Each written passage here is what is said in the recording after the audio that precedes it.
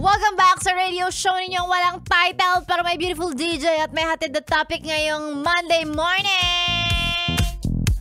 Sabi nga ni Lucas Graham, when you love someone, sige nga, ikaw. Pag mahal mo yung tao, sabihin mo.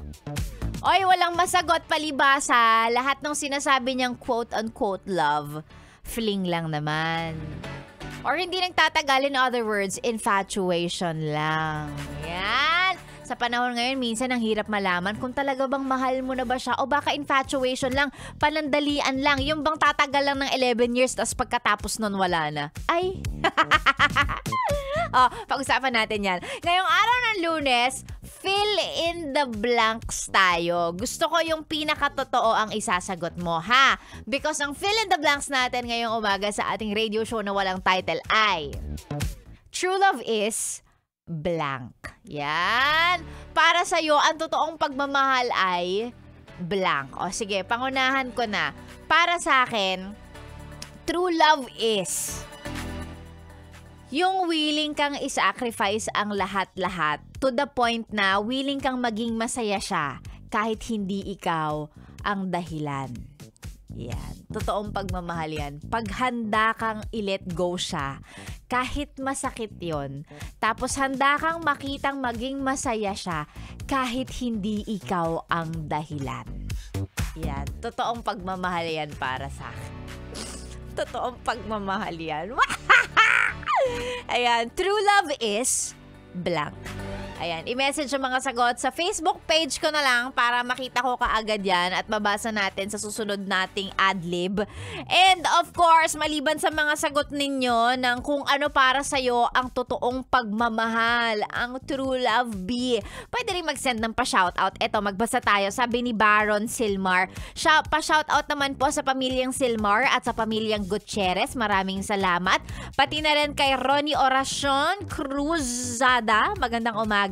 Si Rosita, pati na rin lahat ng mga magaganda, makikisig, gwapo, mga young and fresh na nagtitinda dyan sa may Sampaloc Market, dyan sa may Legarda. Magandang umaga po sa inyong lahat. Marami tayong mabenta ngayong araw na ito. Pati na rin, sabi ni James Matthew Manalo, sa mga taga Philippine Red Cross, Muntinlupa Branch, araw-araw daw silang nakikinig sa atin. Hello po sa inyo. Magandang umaga. Sana buhay na buhay ang inyong mga dugo.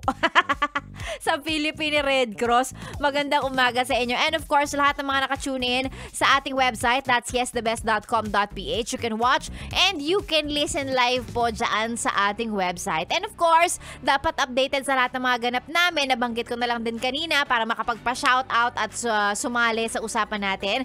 Dapat naka-follow, naka-like sa mga social media accounts ng Yes The Best. Search nyo lang, Yes The Best Manila. At pakidamay na rin po, mawalang galang na ang FB page ni Sexy Megan. Search nyo lang, Sexy Megan. Ayan. Lalong-lalo na ha, yung mga nag-aabang ng promo natin dito sa Yes The Best. Ang dami nating pa-promo.